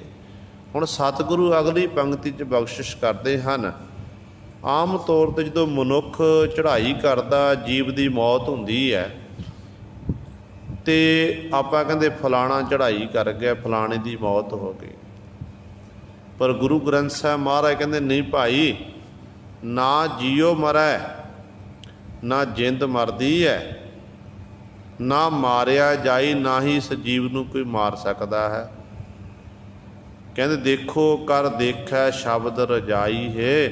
ਕਹਿੰਦੇ ਭਾਈ ਸ਼ਬਦ ਦੀ ਵਿਚਾਰ ਕਰਕੇ ਦੇਖੋ, ਉਸ ਮਾਲਕ ਦੀ ਰਜਾ ਹੈ। ਕਿਉਂਕਿ ਸਰੀਰ ਸਾਡੇ ਮਰਦੇ ਨੇ, ਸਰੀਰ ਖਤਮ ਹੋ ਜਾਂਦੇ ਹਨ, ਜਿੰਦ ਨਹੀਂ ਮਰਦੀ। ਜਿੰਦ ਅਮਰ ਹੈ, ਆਤਮਾ ਅਮਰ ਹੈ, ਕਿਉਂਕਿ ਆਤਮਾ ਪਰਮਾਤਮਾ ਦਾ ਅੰਸ਼ ਹੈ। ਇੱਕ ਸਰੀਰ ਸਾਨੂੰ ਮਿਲਿਆ, ਮਨੁੱਖਾ ਦੇਹੀ ਮਿਲ ਗਈ, ਤੇ ਅਸੀਂ ਮਨੁੱਖਾ ਦੇਹੀ ਦੇ ਰਾਹੀਂ ਸਾਡੀ ਆਤਮਾ ਜਿਹੜੀ ਸੰਸਾਰ 'ਚ ਵਿਚਰਦੀ ਰਹੀ, ਉਹਨੂੰ ਇੱਕ ਘਰ ਮਿਲਿਆ ਰਹਿਣ ਵਾਸਤੇ। ਜਦੋਂ ਸਰੀਰ ਸਮਾਪਤ ਹੋ ਗਿਆ ਤੇ ਅੱਗੇ ਫਿਰ ਕਰਮਾਂ ਦੇ ਅਨੁਸਾਰ ਜਿੱਥੇ ਸਾਡੀ ਅੰਤਮ ਸੁਰਤੀ ਰਹਿ ਗਈ ਤੇ ਉੱਥੋਂ ਸਾਨੂੰ ਫਿਰ ਦੂਜਾ ਸਰੀਰ ਪ੍ਰਾਪਤ ਹੋ ਜਾਂਦਾ ਹੈ। ਜ਼ਰੂਰੀ ਨਹੀਂ ਉਹ ਦੁਆਰਾ ਸਾਨੂੰ ਮਨੁੱਖਾ ਦੇਹੀ ਮਿਲਣੀ ਹੈ। ਜਿੱਥੇ ਸਾਡੀ ਅੰਤਮ ਸੁਰਤੀ ਟਿਕੀ ਹੁੰਦੀ ਆ ਅੰਤ ਵੇਲੇ, ਜੇ ਘਰ ਦੇ ਕੂਕਰ ਵਿੱਚ ਸਾਡੀ ਪਾਲਤੂ ਕੁੱਤਾ ਘਰ ਵਿੱਚ ਹੋਵੇ, ਕੁੱਤੇ ਵਿੱਚ ਬਿਰਤੀ ਰਹਿ ਗਈ, ਕਿਉਂਕਿ ਆਮ ਤੌਰ 'ਤੇ ਕਈ ਵਾਰ ਦੇਖਿਆ ਜਾਂਦਾ ਨਾ, ਘਰ ਵਿੱਚ ਕੂਕਰ ਰੱਖਿਆ ਹੋਇਆ, ਘਰ ਦਾ ਜੀਅ ਬਿਮਾਰ ਹੋ ਜਾਵੇ, ਅੰਤਮ ਸਮਾਂ ਹੋਵੇ, ਤੇ ਕਈ ਵਾਰੀ ਉਹਦਾ ਧਿਆਨ ਕੂਕਰ ਵੱਲ ਜਾਂਦਾ ਕਿ ਜੇ ਮੈਂ ਚੜ੍ਹਾਈ ਕਰ ਗਿਆ, ਮੇਰੀ ਮੌਤ ਹੋ ਗਈ, ਮੇਰੇ ਬਾਅਦ ਇਸ ਕੁੱਤੇ ਨੂੰ ਭੋਜਨ ਕੌਣ ਪਾਵੇਗਾ, ਕੌਣ ਖੁਰਾਕ ਖਿਲਾਵੇਗਾ, ਕਿਉਂਕਿ ਇਹਨਾਂ ਦਾ ਪਿਆਰ ਬੜਾ ਹੁੰਦਾ ਹੈ। ਉੱਧਰੋਂ ਫਿਰ ਇੰਨੇ ਚਿਰ ਨੂੰ ਕਾਰਨ ਆ ਕੇ ਦਬੋਚ ਲਿਆ ਤੇ ਸੁਰਤੀ ਰਹਿ ਕੂਕਰ ਵਿੱਚ, ਤੇ ਆਪੇ ਕੂਕਰ ਦੀ ਜੂਨ ਪ੍ਰਾਪਤ ਹੋਣੀ ਹੈ। ਜਿੱਥੇ ਸਾਡੀ ਅੰਤਮ ਵੇਲੇ ਬਿਰਤੀ ਟਿਕਦੀ ਹੈ, ਉਹਦੇ ਮੁਤਾਬਕ ਸਾਨੂੰ ਉਹੋ ਜਿਹਾ ਸਰੀਰ ਨਸੀਬ ਹੁੰਦਾ ਹੈ। ਪਰ ਸਤਿਗੁਰੂ ਕਹਿੰਦੇ ਜਿੰਦ ਨਹੀਂ ਮਰਦੀ, ਜਿੰਦ ਅੱਜ ਵੀ ਅਮਰ ਹੈ ਤੇ ਕੱਲ੍ਹ ਨੂੰ ਵੀ ਅਮਰ ਹੈ, ਤੇ ਮਰਦਾ ਹੈ ਸਾਡਾ ਸਰੀਰ। ਸਰੀਰ ਅੱਜ ਵੀ ਖਤਮ ਹੈ ਤੇ ਕੱਲ੍ਹ ਨੂੰ ਵੀ ਖਤਮ ਹੈ। ਇਸ ਕਰਕੇ ਸਤਿਗੁਰੂ ਜੀ ਇੱਥੇ ਬਚਨ ਕਰਦੇ ਹਨ, ਕਹਿੰਦੇ ਨਾ ਜੀਉ ਮਰੈ, ਨਾ ਜਿੰਦ ਆਤਮਾ ਮਰਦੀ ਹੈ, ਨਾ ਮਾਰਿਆ ਜਾਏ, ਨਾ ਇਸੇ ਜੀਵ ਨੂੰ ਕੋਈ ਮਾਰ ਸਕਦਾ ਹੈ। ਕਰ ਦੇਖੈ ਸ਼ਬਦ ਰਜਾਈ ਹੈ ਭਾਈ, ਸ਼ਬਦ ਦੀ ਵਿਚਾਰ ਕਰਕੇ ਦੇਖਣਾ ਕਰੋ। ਵਿਚਾਰ ਦੇ ਰਾਹੀਂ ਪਤਾ ਲੱਗੇਗਾ ਕਿ ਸਭ ਕੁਝ ਪਰਮਾਤਮਾ ਦੀ ਹੁਕਮ ਦੇ ਵਿੱਚ ਹੀ ਜੰਮਣ ਮਰਨਾ ਹੁਕਮ ਹੈ, ਭਾਣਾ ਆਵੈ ਜਾਏ। ਉਸ ਬਨ ਮਾਲਕ ਦੇ ਹੁਕਮ ਦੇ ਵਿੱਚ ਹੀ ਸਾਰੇ ਬਾਰੀ ਬਾਰੀ ਸੰਸਾਰ ਤੋਂ ਜਾ ਰਹੇ ਨੇ। ਰਾਣਾ ਰਾਓ ਨਾ ਕੋ ਰਹਿ, ਰੰਗ ਨ ਤੁੰਗ ਫਕੀਰ, ਬਾਰੀ ਆਪੋ ਆਪਣੀ ਕੋਇ ਨ ਬੰਧੈ ਧੀਰ। ਕੀ ਹੈ ਰਾਣਾ, ਕੀ ਹੈ ਰਾਜਾ, ਕੀ ਹੈ ਰੰਕ, ਕੀ ਹੈ ਗਰੀਬ, ਇੱਕ ਫਕੀਰ ਇਤਿਆਦਿਕ ਜਿਹਦੀ ਬਾਰੀ ਆ ਗਈ ਤੇ ਕੋਈ ਰੋਕ ਨਹੀਂ ਸਕਦਾ। ਹਰ ਇੱਕ ਨੇ ਸੰਸਾਰ ਤੋਂ ਕੂਚ ਕਰਨਾ ਹੈ, ਪਰ ਸਰੀਰ ਖਤਮ ਹੁੰਦੇ, ਜਿੰਦ ਨਹੀਂ। ਕਹਿੰਦੇ ਇਹ ਸ਼ਬਦ ਦੀ ਵਿਚਾਰ ਕਰਕੇ ਦੇਖਣਾ ਕਰੋ ਕਿ ਭਾਈ ਵਾਹਿਗੁਰੂ ਦੀ ਰਜ਼ਾ ਦੇ ਵਿੱਚ ਹੀ ਸਭ ਕੁਝ ਹੋ ਰਿਹਾ ਹੈ। ਉਹ ਨਿਰਬਲ ਹੈ ਨਾਹੀ ਅੰਧਿਆਰਾ, ਉਹ ਆਪੇ ਤਖਤ ਬਹਿ ਸਚਿਆਰਾ। ਸਤਿਗੁਰੂ ਨੂੰ ਚਰਨਾਂ 'ਚ ਸਵਾਲ ਕੀਤਾ ਜਗਿਆਸੂ ਜਨਾਂ ਨੇ ਕਿ ਪਾਤਸ਼ਾਹ ਜੀ ਆਪ ਜੀ ਬਖਸ਼ਿਸ਼ ਕਰਕੇ ਦੱਸੋ ਕਿ ਪਰਮਾਤਮਾ ਦਾ ਸਰੂਪ ਕਿਹੋ ਜਿਹਾ। ਸਤਿਗੁਰੂ ਜੀ ਬਚਨ ਕਰਦੇ ਹਨ ਕਿ ਉਹ ਨਿਰਮਲ ਹੈ। ਨਿਰਮਲ ਤੋਂ ਅਰਥ ਹੈ ਬਿਲਕੁਲ ਸ਼ੁੱਧ, ਨਾ ਹੀ ਅੰਧਿਆਰਾ, ਉਹਦੇ ਦਰ 'ਤੇ ਘੁੱਪ ਹਨੇਰਾ ਨਹੀਂ, ਪਵ ਮਾਇਆ ਦਾ ਹਨੇਰਾ ਨਹੀਂ ਛਾਇਆ ਹੋਇਆ। ਮਾਇਆ ਉਹਦੀ ਪੈਦਾ ਕੀਤੀ ਹੋਈ ਹੈ, ਪਰ ਮਾਇਆ ਉਹਦੇ ਉੱਤੇ ਆਪਣਾ ਪ੍ਰਭਾਵ ਨਹੀਂ ਪਾ ਸਕਦੀ ਹੈ। ਜਿੰਨੇ ਸੰਸਾਰ ਦੇ ਜੀਵ ਨੇ, ਹਰ ਇੱਕ ਜੀਵ ਦੇ ਉੱਤੇ ਮਾਇਆ ਦਾ ਘੁੱਪ ਹਨੇਰਾ ਕਾਲਖ ਲੱਗੀ ਹੋਈ ਹੈ ਹਰ ਇੱਕ ਜੀਵ ਨੂੰ, ਪਰ ਪਰਮਾਤਮਾ ਗੁਰੂ ਸਾਹਿਬ ਮਾਇਆ ਤੋਂ ਰਹਿਤ ਹੈ, ਉਹਨੂੰ ਮਾਇਆ ਭੋ ਨਹੀਂ ਸਕਦੀ। ਇਸ ਕਰਕੇ ਉਹ ਨਿਰਮਲ ਹੈ। ਜਿਹੜੇ ਉਹਦੇ ਪਿਆਰੇ ਨੇ, ਨਾਮ ਜਪਦੇ ਨੇ, ਬੰਦਗੀ ਕਰਦੇ, ਉਸ ਮਾਲਕ ਵਿੱਚ ਇੱਕਮਿਕ ਹੋ ਜਾਂਦੇ ਨੇ, ਉਹਨਾਂ ਦੀ ਅਵਸਥਾ ਵੀ ਪਰਮਾਤਮਾ ਜੈਸੀ ਬਣ ਜਾਂਦੀ ਹੈ। ਉਹ ਅੰਦਰੋਂ ਵੀ ਨਿਰਮਲ ਤੇ ਬਾਹਰੋਂ ਵੀ ਨਿਰਮਲ ਹੋ ਜਾਂਦੇ ਨੇ। ਜਿਵੇਂ ਆਪ ਪਾਤਸ਼ਾਹ ਦੇ ਬਚਨ ਪੜ੍ਹਦੇ ਹਾਂ, ਜੀਓ ਨਿਰਮਲ ਬਾਹਰ ਹੋ ਨਿਰਮਲ, ਬਾਹਰ ਹੋ ਤਾ ਨਿਰਮਲ ਜੀਓ ਨਿਰਮਲ। ਸਤਿਗੁਰ ਤੇ ਕਰਨੀ ਕਮਾਣੀ, ਕੂੜ ਕੀ ਸੋਏ ਪਹੁੰਚੈ ਨਾਹੀ, ਮਨਸਾ ਸੱਚ ਸਮਾਣੀ। ਜਨਮ ਰਤਨ ਜਿਨੀ ਖਟਿਆ, ਭਲੇ ਸੇ ਬਣ ਜਾਰੇ। ਕਹਿ ਨਾਨਕ ਜਿਨ ਮਨ ਨਿਰਮਲ, ਸਦਾ ਰਹੇ ਗੁਰ ਨਾਲੇ। ਸਤਿਗੁਰੂ ਕਹਿੰਦੇ ਜਿਨ੍ਹਾਂ ਦੇ ਮਨ ਨਿਰਮਲ ਨੇ ਨਾ, ਕਹਿੰਦੇ ਸੱਚ ਜਾਣਿਓ ਉਹ ਸਦੀਵੀ ਕਾਲ ਲਈ ਗੁਰੂ ਪਾਤਸ਼ਾਹ ਦੇ ਨਾਲ ਰਹਿੰਦੇ ਨੇ, ਗੁਰੂ ਨਾਲ ਇੱਕਮਿਕ ਰਹਿੰਦੇ ਹਨ। इस करके पातशाह कहते जिमें वो मालक निर्मल है इसे तरह ਉਹਦੇ प्यारे भी नाम जपण वाले शुद्ध ਹਨ। ਉਹਨਾਂ ਦੇ ਦਰ 'ਤੇ ਅਗਿਆਨਤਾ ਰੂਪੀ ਹਨੇਰਾ ਨਹੀਂ ਹੈ। ਮਾਲਕ ਨੂੰ ਅਗਿਆਨਤਾ ਰੂਪੀ ਹਨੇਰਾ ਹੋ ਨਹੀਂ ਸਕਦਾ, ਕਿਉਂਕਿ ਮਾਲਕ ਵਾਹਿਗੁਰੂ ਸਾਰਿਆਂ ਦੇ ਘਰਾਂ ਵਿੱਚ ਹਿਰਦੇ ਰੂਪੀ ਘਰ ਵਿੱਚ ਨਾਮ ਦਾ ਚਾਨਣ ਕਰਨ ਵਾਲਾ ਹੈ। ਜਦੋਂ ਦੀਵਾ ਬਲ ਜਾਵੇ ਨਾ, ਦੀਵਾ ਬਲਣ ਦੇ ਨਾਲ ਹੀ ਸਾਰਾ ਹਨੇਰਾ ਦੂਰ ਹੋ ਜਾਂਦਾ ਹੈ। ਮਾਨੋ ਜਿਵੇਂ ਇੱਕ ਕਮਰਾ ਆਪਾਂ ਕਹਿ ਦਈਏ 50 ਸਾਲ ਤੋਂ ਇੱਕ ਮਕਾਨ ਬੰਦ ਪਿਆ ਹੋਇਆ, ਉਸ ਮਕਾਨ ਦਾ ਨਾ ਦਰਵਾਜ਼ੇ ਖੋਲ੍ਹੇ ਗਏ, ਨਾ ਬਾਰੀਆਂ ਖੋਲ੍ਹੀਆਂ ਗਈਆਂ, ਨਾ ਗੁਰੂ ਰੋਸ਼ਨਦਾਨ ਖੋਲ੍ਹੇ ਗਏ, ਨਾ ਹੀ ਉੱਥੇ ਕਦੇ ਦੀਵਾ ਜਗਾਇਆ, ਲਾਈਟ ਜਗਾਈ, ਅੰਦਰ ਘੁੱਪ ਹਨੇਰਾ ਹੈ। ਅਤੇ ਉਸ 50 ਸਾਲ ਦੇ ਹਨੇਰੇ ਨੂੰ ਦੂਰ ਕਰਨ ਦੇ ਲਈ ਸਾਨੂੰ ਲਾਈਟ ਜਗਾਉਣੀ ਪਵੇਗੀ, ਦੀਵਾ ਜਗਾਉਣਾ ਪਵੇਗਾ। ਦੀਵਾ ਜਗ ਗਿਆ, ਲਾਈਟ ਜਗੀ, ਅਤੇ 50 ਸਾਲਾਂ ਦਾ ਹਨੇਰਾ ਛਣ ਮਾਤਰ ਵਿੱਚ ਦੂਰ ਹੋ ਜਾਣਾ, ਖਤਮ ਹੋ ਜਾਣਾ। ਅਤੇ ਇਸੇ ਤਰ੍ਹਾਂ ਹੀ ਸਾਡੇ ਅੰਦਰ ਅਗਿਆਨਤਾ ਰੂਪੀ ਹਨੇਰਾ ਹੈ। ਜਿਉਂ-ਜਿਉਂ ਸਾਡੀ ਉਮਰ ਵੱਧਦੀ ਜਾਂਦੀ ਹੈ, ਤਿਉਂ-ਤਿਉਂ ਇਹ ਅਗਿਆਨਤਾ ਦਾ ਵੀ ਵਾਧਾ ਹੁੰਦਾ ਜਾਂਦਾ, ਹਨੇਰਾ ਹੋਰ ਜ਼ਿਆਦਾ ਇਹ ਗਾੜਾ ਹੁੰਦਾ ਜਾਂਦਾ। ਇਸ ਹਨੇਰੇ ਨੂੰ ਦੂਰ ਕਰਨ ਦੇ ਲਈ ਸਾਨੂੰ ਆਪਣੇ ਹਿਰਦੇ ਅੰਦਰ ਗਿਆਨ ਦਾ ਦੀਵਾ ਬਾਲਣਾ ਪਵੇਗਾ। ਜਦੋਂ ਗਿਆਨ ਦਾ ਦੀਵਾ ਬਲ ਗਿਆ, ਉਦੋਂ ਜਿਹੜਾ ਇਹ ਗੁਰੂ ਕਈ ਸਾਲਾਂ ਦਾ ਹਨੇਰਾ ਨਾ, ਇਹ ਖਿਣ ਮਾਤਰ ਦੇ ਵਿੱਚ ਹੀ ਸਾਰਾ ਬਾਹਰ ਨਿਕਲ ਆਉਣਾ। ਦੀਵਾ ਬਲੈ ਅੰਧੇਰਾ ਜਾਏ, ਵੇਦ ਪਾਪ ਮਤ ਪਾਪਾਂ ਖਾਏ, ਵੇਦ ਪਾਠ ਮਤ ਪਾਪਾਂ ਖਾਏ। ਇਸ ਤਰ੍ਹਾਂ ਫਿਰ ਅੰਧੇਰਾ ਚਲਿਆ ਜਾਂਦਾ। ਇਸ ਕਰਕੇ ਸਤਿਗੁਰੂ ਕਹਿੰਦੇ ਉਹ ਵਾਹਿਗੁਰੂ ਜਿਹੜਾ ਹੈ ਉਹ ਨਿਰਮਲ ਹੈ, ਉਹ ਸ਼ੁੱਧ ਹੈ, ਬਿਲਕੁਲ ਕਿਸੇ ਪ੍ਰਕਾਰ ਦੀ ਮਿਲਾਵਟ ਨਹੀਂ ਉਹਦੇ ਵਿੱਚ। ਜਿੰਨੇ ਵੀ ਜੀਵ ਜੰਤੂ ਸੰਸਾਰ ਵਿੱਚ ਨੇ, ਹਰ ਇੱਕ ਮਨੁੱਖ ਜੇ ਗੁਣ ਨੇ, ਜੇ ਸ਼ੁਭ ਗੁਣ ਨੇ ਤੇ ਔਗਣ ਵੀ ਹਨ, ਪਰ ਪਰਮਾਤਮਾ ਵਿੱਚ ਕੋਈ ਔਗਣ ਨਹੀਂ ਹੈ। ਜਿਵੇਂ ਕਵੀ ਤੁਲਸੀਦਾਸ ਜੀ ਲਿਖਦੇ ਨੇ ਕਿ ਗੁਣ ਅਵਗੁਣ ਸਭ ਵੇਖੈ, ਇਨ ਬਿਦ ਜੰਤ ਨ ਕੋਏ, ਫੁੱਲ ਸੁਗੰਧ ਸੁੰਦਰ ਕਮਲ ਪਰ ਕੰਟਕ ਪੀ ਹੋਏ। ਕਹਿੰਦੇ ਨੇ ਦੇਖੋ ਭਾਈ, ਗੁਲਾਬ ਦਾ ਫੁੱਲ ਜਿਹੜਾ ਹੋਵੇ ਨਾ, ਸੁਗੰਧੀ ਬਣਦਾ, ਪਰ ਕਹਿੰਦੇ ਨਾਲ ਉਹਦੇ ਕੰਡੇ ਵੀ ਲੱਗੇ ਹੁੰਦੇ। ਜਦੋਂ ਮਾਲੀ ਉਸ ਫੁੱਲਾਂ ਨੂੰ ਤੋੜਦਾ ਅਤੇ ਹੱਥਾਂ ਨੂੰ ਕੰਡੇ ਲੱਗਦੇ ਨੇ। ਇੱਕ ਪਾਸੇ ਸੁਗੰਧੀ ਬਣ ਰਿਹਾ, ਦੂਜੇ ਪਾਸੇ ਗੁਰੂ ਸਰ ਉਹਦੇ 'ਚ ਔਗਣ ਵੀ ਹੈ। ਇਸੇ ਤਰ੍ਹਾਂ ਗੁਣ ਅਤੇ ਔਗਣ ਹਰ ਇੱਕ ਮਨੁੱਖ ਦੇ ਵਿੱਚ ਹਨ, ਅਤੇ ਪਰਮਾਤਮਾ ਵਿੱਚ ਗੁਣ ਹੀ ਹਨ, ਔਗਣ ਕੋਈ ਨਹੀਂ ਹੈ। ਇਸ ਕਰਕੇ ਉਹ ਵਾਹਿਗੁਰੂ ਨਿਰਮਲ ਹੈ, ਸ਼ੁੱਧ ਹੈ, ਕਿਸੇ ਪ੍ਰਕਾਰ ਦੀ ਮਿਲਾਵਟ ਨਹੀਂ ਹੈ, ਅਤੇ ਨਾ ਹੀ ਅਗਿਆਨਤਾ ਰੂਪੀ ਹਨੇਰਾ ਹੈ।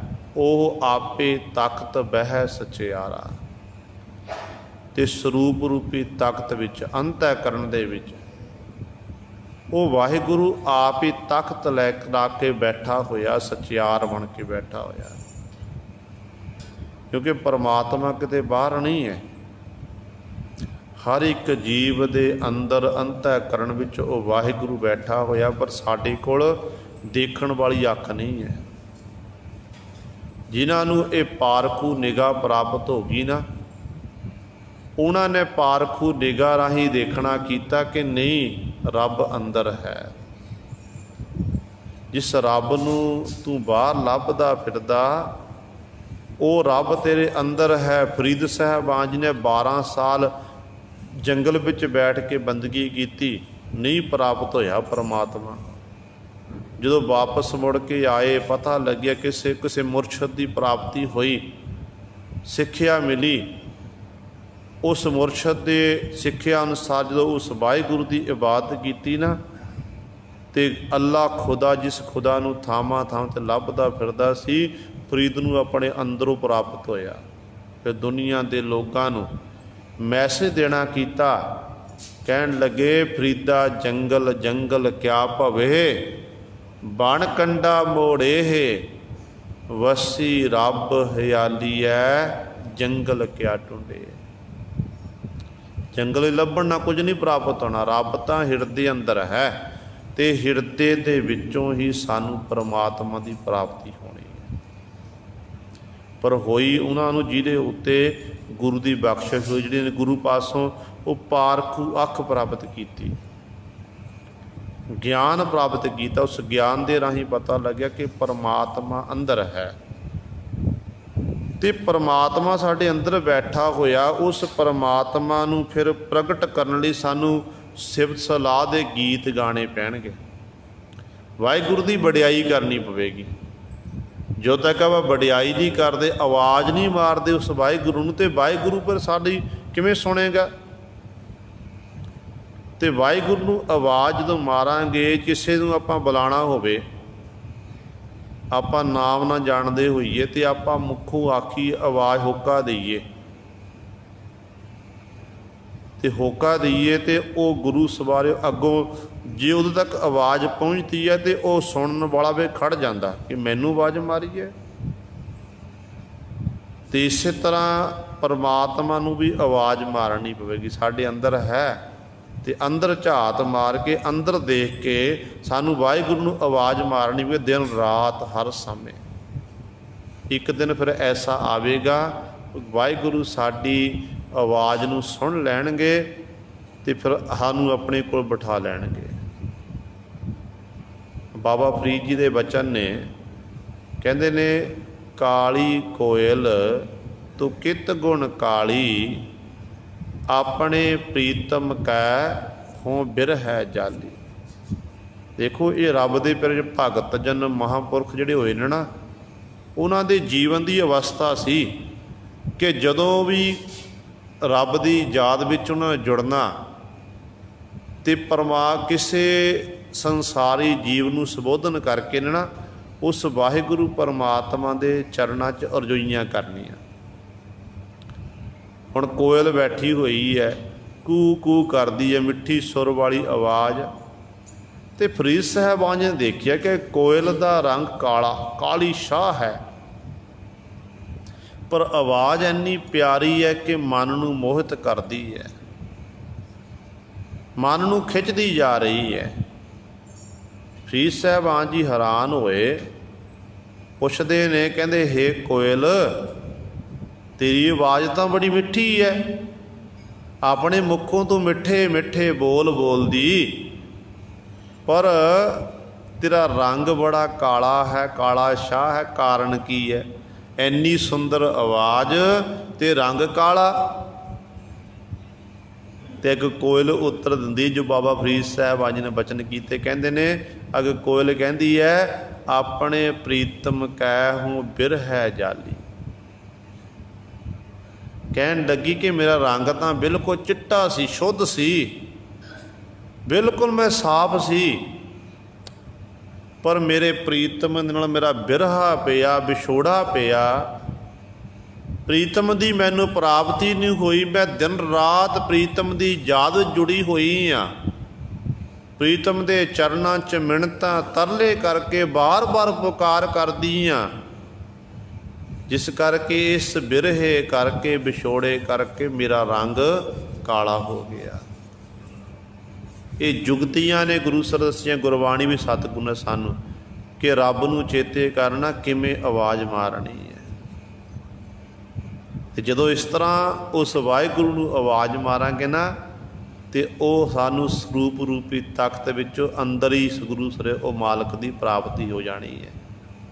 इस करके पातशाह कहते वह आपे तख्त बह सचियारा, आप ही वो तख्त उत्ते बैठा होया, अंतःकरण विच बैठा होया, हर एक जीव दे तख्त ला के बैठा। तो सचियार है, वो झूठा नहीं है, आपां झूठे हैं। तो वाहिगुरू गुरु सरे सच हच है, हर समय वो सच सत प्रतगी है।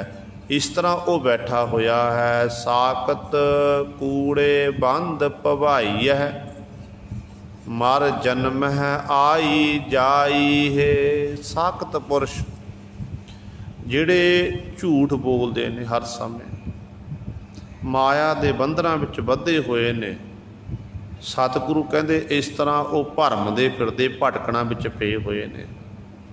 ਉਹਨਾਂ ਦੀ ਹਾਲਤ ਕਿਹੋ ਜਿਹੀ ਹੋ ਜਾਂਦੀ ਹੈ? ਸਾਖਤ ਪੁਰਸ਼ਾਂ ਦੀ ਮਰ ਜਨਮ ਹੈ ਆਈ ਜਾਈ ਹੈ।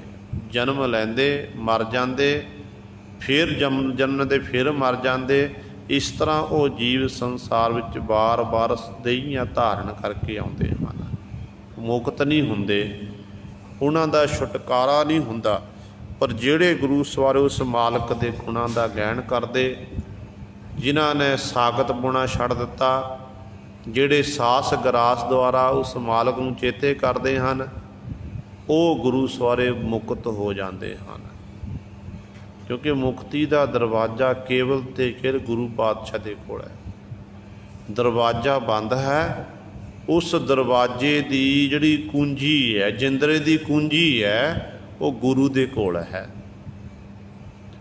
ਤੇ ਗੁਰੂ ਫਿਰ ਜਦੋਂ ਜਿਹੜੇ ਗੁਰੂ ਪਾਤਸ਼ਾਹ ਦੀ ਸ਼ਰਨ ਵਿੱਚ ਆਉਂਦੇ ਨਾ, ਗੁਰੂ ਦੀ ਸਿੱਖਿਆ ਅਨੁਸਾਰ ਆਪਣੇ ਜੀਵਨ ਨੂੰ ਬਤੀਤ ਕਰਦੇ, ਤੇ ਉਹਨਾਂ ਨੂੰ ਫਿਰ ਪਰਮਾਤਮਾ ਉਹ ਜਿਹੜਾ ਗੁਰੂ ਹੈ ਕੁੰਜੀ ਦਿੰਦਾ ਕਿ ਆਹ ਕੁੰਜੀ ਲੈਣਾ ਕਰੋ, ਇਹਦੇ ਰਾਹੀਂ ਉਹ ਰੱਬ ਤੁਹਾਨੂੰ, ਪਰਮਾਤਮਾ ਨੂੰ ਮਿਲਣ ਦਾ ਇਹ ਤੁਹਾਨੂੰ ਰਾਹ ਹੈ, ਇੱਥੋਂ ਤੁਸੀਂ ਪ੍ਰਾਪਤ ਕਰ ਸਕਦੇ ਹੋ।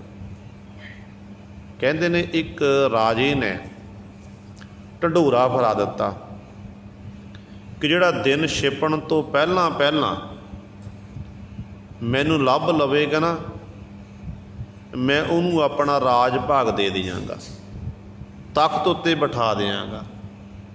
ਰਾਜੇ ਨੇ ਇੱਕ ਮਹਿਲ ਤਿਆਰ ਕੀਤਾ। ਉਸ ਮਹਿਲ ਦੇ ਵਿੱਚ, ਮਹਿਲ ਦੇ ਬਗੀਚੇ ਵਿੱਚ ਬੜੇ ਸੋਹਣੇ ਫੁੱਲ ਲਾ ਦਿੱਤੇ, ਫੁਹਾਰੇ ਲਾਣਾ ਕੀਤੇ, ਤੇ ਇਸ ਤਰ੍ਹਾਂ ਬੜਾ ਸੁੰਦਰ ਬਣਾਇਆ। ਤੇ ਨਾਲ ਰਾਜੇ ਨੇ ਇੱਕ ਸ਼ਰਤ ਰੱਖੀ ਕਿ ਸ਼ਰਤ ਇਹ ਹੈ ਕਿ ਜਿਸ ਤਰ੍ਹਾਂ ਦਾ ਇਹ ਮਹਿਲ ਬਣਿਆ ਹੋਇਆ, ਇਹ ਮਹਿਲ ਦੀ ਕੋਈ ਖਰਾਬੀ ਨਹੀਂ ਕਰਨੀ, ਫੁੱਲ ਬੂਟੇ ਨਹੀਂ ਤੋੜਨੇ, ਹਰਿਆਵਲੀ ਖਤਮ ਨਹੀਂ ਕਰਨੀ, ਰੋਸ਼ਨਦਾਨ ਨਹੀਂ ਤੋੜਨੇ। ਤੇ ਇਸ ਤਰ੍ਹਾਂ ਮੈਂ ਇਸੇ ਹੀ ਮਹਿਲ ਵਿੱਚ ਬੈਠਾ, ਜਿਹੜਾ ਮੈਨੂੰ ਲੱਭ ਲਵੇਗਾ ਉਹਨੂੰ ਮੈਂ ਆਪਣਾ ਤਖ਼ਤ ਦੇਵਾਂਗਾ। ਇਹ ਲੋਕ ਬੜੇ ਖੁਸ਼ ਹੋਏ ਕਿ ਚਲੋ ਆਪਾਂ ਰਾਜੇ ਨੂੰ ਜਾ ਕੇ ਲੱਭੀਏ, ਤੇ ਸਾਰੇ ਲੱਭਣ ਲੱਗ ਪਏ। ਸਾਰਾ ਦਿਨ ਲੱਗੇ ਰਹੇ, ਪਰ ਸ਼ਰਤ ਰੱਖੀ ਹੋਈ ਸੀ ਰਾਜੇ ਨੇ ਕਿ ਫੁੱਲ ਬੂਟੇ ਨਹੀਂ ਤੋੜ, ਨੁਕਸਾਨ ਨਹੀਂ ਕਰਨਾ। ਕੋਈ ਇੱਧਰ ਲੱਭਦਾ, ਕੋਈ ਉੱਧਰ ਲੱਭਦਾ, ਤੇ ਸਾਰੇ ਲੱਭ ਕੇ ਥੱਕ ਕੇ ਕਹਿਣ ਲੱਗੇ ਨਹੀਂ, ਰਾਜੇ ਨੂੰ ਲੱਭਣਾ ਬੜਾ ਔਖਾ ਹੈ, ਰਾਜੇ ਨੂੰ ਅਸੀਂ ਨਹੀਂ ਲੱਭ ਸਕਦੇ, ਉਹ ਸਾਡੇ ਵੱਸ ਦੀ ਗੱਲ ਨਹੀਂ ਹੈ। ਸਾਰੇ ਚਲੇ ਗਏ, ਇੱਕ ਦਾਨਾ ਸਿਆਣਾ ਪੁਰਸ਼ ਰਹਿ ਗਿਆ। ਉਹ ਗਿਆ, ਉਹਨਾਂ ਸਭ ਤੋਂ ਪਹਿਲਾਂ ਮਾਲੀ ਦੀ ਸਹਾਇਤਾ ਲੈਣਾ ਕੀਤੀ। ਮਾਲੀ ਨੂੰ ਮਿਲਿਆ ਜਾ ਕੇ ਕਿ ਮੈਂ ਰਾਜੇ ਨੂੰ ਲੱਭਣਾ ਤੇ ਮੈਨੂੰ ਕੋਈ ਰਾਹ ਦੱਸਣਾ ਕਰੋ। ਮਾਲੀ ਨੇ ਫਿਰ ਇੱਕ ਜਿਹੜਾ ਬਾਗ ਦਾ ਮਾਲੀ ਸੀ ਨਾ, ਉਹਨੇ ਸਾਹਮਣੇ ਗੁਰੂ ਸਵਰੇ ਦੱਸ ਦਿੱਤਾ, ਮਿੱਟੀ ਦੀ ਢੇਰੀ ਉੱਤੇ ਨਿਗਾਹ ਪਵਾਈ। ਉਹਨੇ ਮਾਲੀ ਪਾਸੋਂ ਕਹੀ ਲਈ ਤੇ ਕਹੀ ਦੇ ਰਾਹੀਂ ਉਹ ਮਿੱਟੀ ਪੁੱਟ ਕੇ ਪਿਛਾਂਹ ਕਰ ਦਿੱਤੀ। ਦੇਖਿਆ ਥੱਲੇ ਇੱਕ ਜਿੰਦਰਾ ਲੱਗਿਆ ਹੋਇਆ, ਦਰਵਾਜ਼ਾ ਹੈ, ਦਰਵਾਜ਼ੇ ਉੱਤੇ ਜਿੰਦਰਾ ਵੱਜਿਆ ਹੋਇਆ। ਤੇ ਮਾਲੀ ਪਾਸੋਂ ਹੀ ਉਹਨੇ ਫਿਰ ਕੁੰਜੀ ਲੈਣਾ ਕੀਤੀ। ਕੁੰਜੀ ਲਈ ਤੇ ਕੁੰਜੀ ਲੈ ਕੇ ਜਦੋਂ ਉਸ ਦਰਵਾਜ਼ੇ ਨੂੰ ਖੋਲ੍ਹਿਆ ਤੇ ਰਾਜਾ ਆਪਣੇ ਸਿੰਘਾਸਣ ਉੱਤੇ ਬੈਠਾ ਹੋਇਆ, ਤੇ ਰਾਜੇ ਨੇ ਆਪਣੇ ਉਸ ਸਿੰਘਾਸਣ 'ਤੇ ਉਸ ਮਨੁੱਖ ਨੂੰ, ਜੀਵ ਨੂੰ ਬਿਠਾ ਦਿੱਤਾ। ਉਹ ਰਾਜਾ ਬਣ ਗਿਆ। ਤੇ ਇਸੇ ਤਰ੍ਹਾਂ ਗੁਰੂ ਸਵਾਰਿਓ, ਪਰਮਾਤਮਾ ਇੱਕ ਰਾਜਾ ਹੈ। ਤੁਮ ਹੋ ਸਭ ਰਾਜਨ ਕੇ ਰਾਜਾ, ਆਪੇ ਆਪ ਗਰੀਬ ਨਿਵਾਜਾ। ਤੇ ਜੀਵ ਜਿਹੜਾ ਹੈ, ਜੀਵ ਸੰਸਾਰ ਵਿੱਚ ਵਿਚਰਦਾ ਪਰਮਾਤਮਾ ਰੂਪੀ ਰਾਜ ਨੂੰ ਲੱਭ ਰਿਹਾ। ਜਦੋਂ ਸੰਸਾਰ ਵਾਗ ਵਿੱਚ ਆਇਆ, ਪਰਮਾਤਮਾ ਰੂਪੀ ਰਾਜ ਨੂੰ ਲੱਭਦਾ ਤੇ ਗੁਰੂ ਰੂਪੀ ਮਾਲੀ ਨਾਲ ਮਿਲਾਪ ਹੋਇਆ। ਗੁਰੂ ਰੂਪੀ ਮਾਲੀ ਨੇ ਦੱਸਿਆ ਕਿ ਭਾਈ ਉਹ ਪਰਮਾਤਮਾ ਜੇ ਪਹਿਲਾਂ ਤੂੰ ਜਿਹੜੇ ਤੇਰੇ ਅੰਦਰ ਅਹੰਕਾਰ ਦੀ ਢੇਰੀ ਲੱਗੀ ਹੋਈ ਨੇ, ਮਿੱਟੀ ਦੀ ਢੇਰੀ ਕੀ ਹੈ? ਸਾਡੇ ਅੰਦਰ ਜਿਹੜਾ ਅਹੰਕਾਰ ਹੈ, ਮੈਂ ਪੁਣਾ, ਤੇਰੇ ਅੰਦਰ ਜਿਹੜੀ ਹੰਕਾਰ ਦੀ ਢੇਰੀ ਲੱਗੀ ਹੋਈ ਨਾ, ਇਸ ਮਿੱਟੀ ਦੀ ਢੇਰੀ ਹੰਕਾਰ ਨੂੰ ਤੂੰ ਦੂਰ ਕਰਨਾ ਕਰ।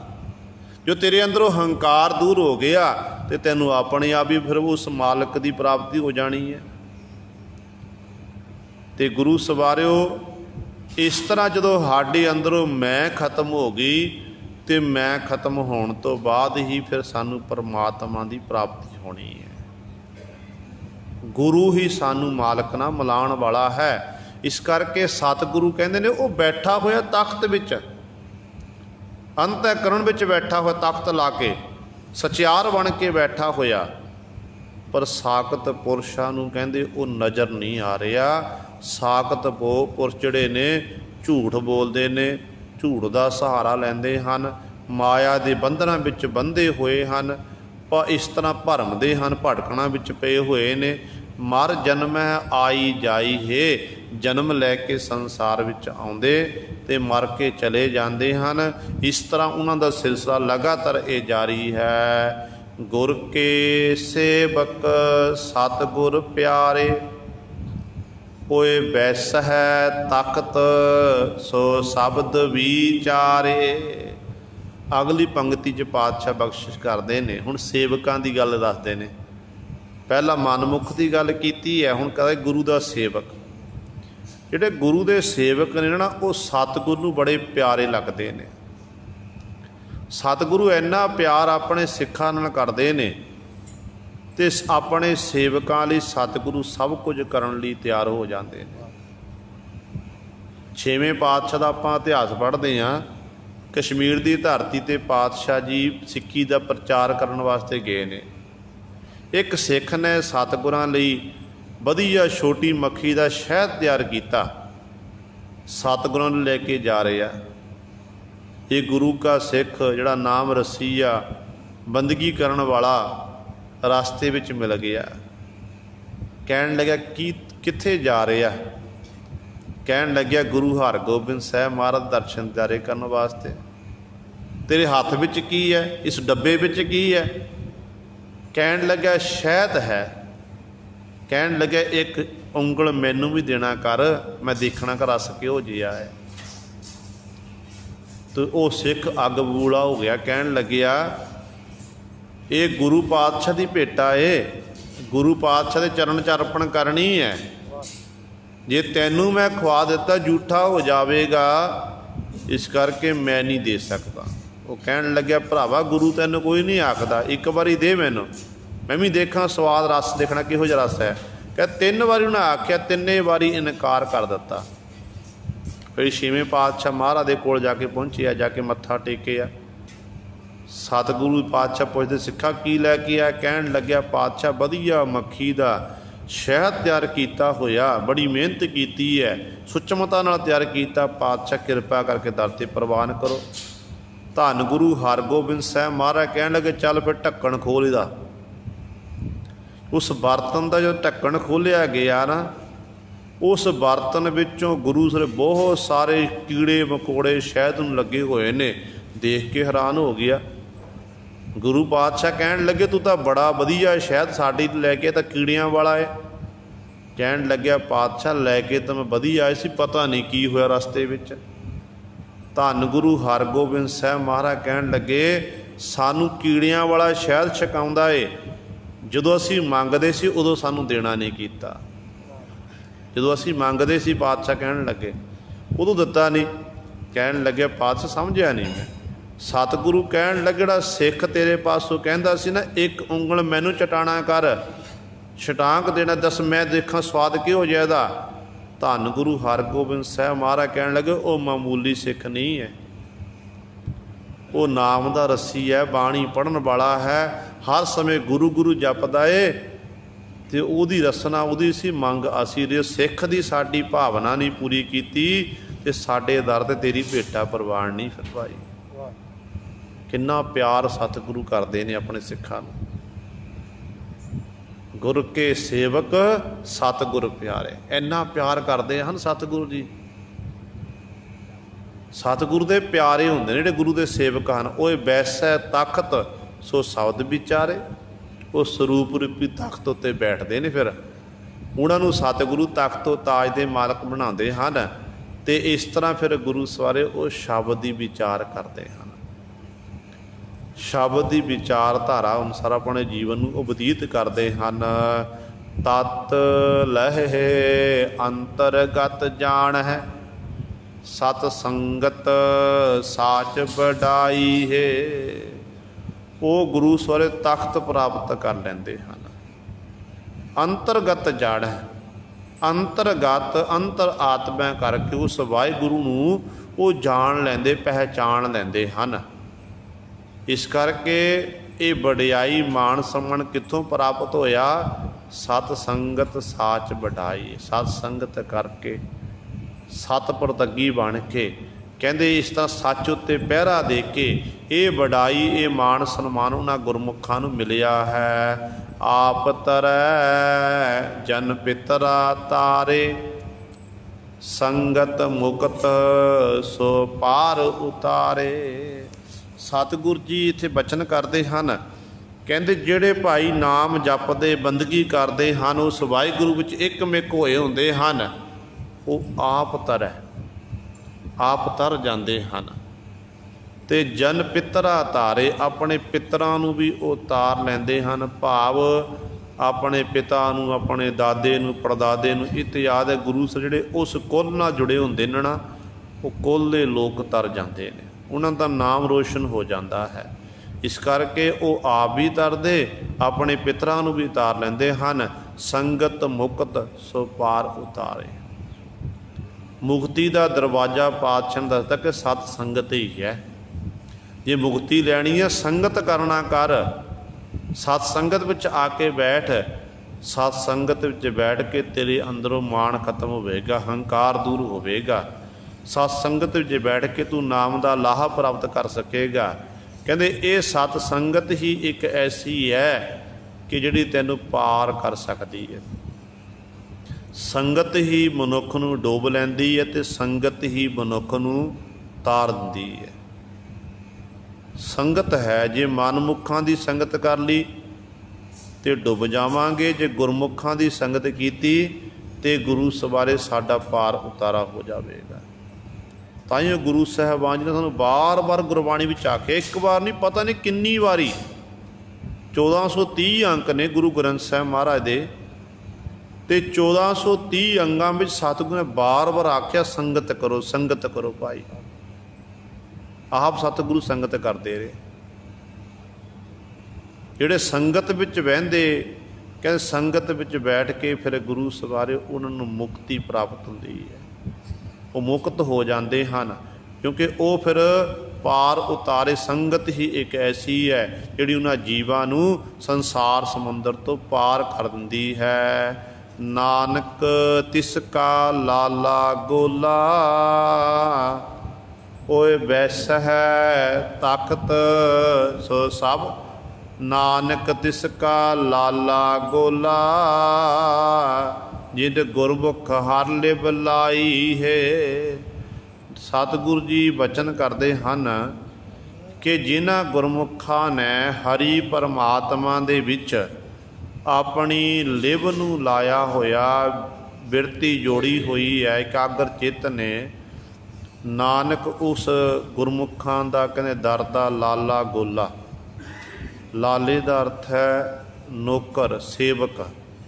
नानक उस दे दर दा नौकर है, उस दे दर दा सेवक है, जिहड़ा कहंदे परमात्मा दे नाम विच अपनी बिरती नूं जोड़ के रखदा। उस वाहिगुरू परमात्मा दे दिन रात गुणां दा गैण करदा है। मैं उस दे दर दा सेवक हाँ। इस तरह सतगुरु गुरु नानक साहिब महाराज जी साडे उत्ते बख्शिश कर रहे हैं। आपां भी गुरु पातशाह दे चरनां 'च बेनती करिए कि सच्चे पातशाह जी सानू अपने दर दे सेवक बना के रखना करो। अपने दरों सानू नाम दीयां दातां, गुरसिੱਖੀ जीवन, अमृत बेला, अमृत बाणी नाल प्यार बख्शिश करो, ताकि असी सास ग्रास द्वारा आप जी के गुणां का गैन करते रहिए। फिर साडा लोक सुखीए पर लोक सहेले, ਨਾਨਕ ਹਰ ਪ੍ਰਭ ਆਪੇ ਮੇਲੇ ਦੀ ਪਾਤਸ਼ਾਹ ਬਖਸ਼ਿਸ਼ ਕਰਨਗੇ। ਹੋਈਆਂ ਭੁੱਲਾਂ ਚੁੱਕਾਂ ਦੀ ਖਿਮਾ। ਆਓ ਅਖੀਰਲੀਆਂ ਪੰਕਤੀਆਂ ਪੜ੍ਹ ਕੇ ਫਤਿਹ ਬੁਲਾਈਏ। ਆਪ ਤਰੈ ਜਨ ਪਿਤਰਾ ਤਾਰੇ, ਸੰਗਤ ਮੁਕਤ ਸੋ ਪਾਰ ਉਤਾਰੇ। ਨਾਨਕ ਤਿਸਕਾ ਲਾਲਾ ਗੋਲਾ, ਜਿਤ ਗੁਰਮੁਖ ਹਰ ਲਿਵ ਲਾਈ ਹੈ।